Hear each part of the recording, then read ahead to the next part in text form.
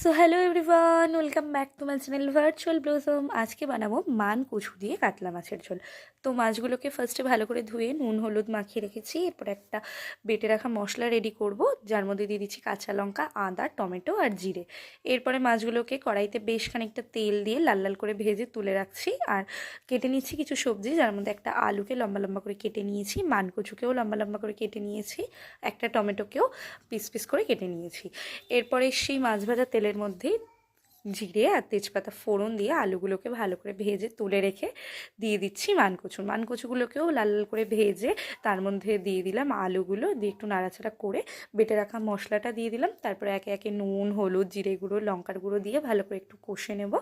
কষা কষা হয়ে আসবে যেই, তখন টমেটোটা দিয়ে ভালো করে একটু নাড়িয়ে ছাড়িয়ে যে একটু তেল ছেড়ে আসবে, তখন পরিমাণ মতো জল দিয়ে একটু ফুটতে থাকলে ভেজে রাখা মাছগুলোকে দিয়ে গরম ভাতে পরিবেশন করব।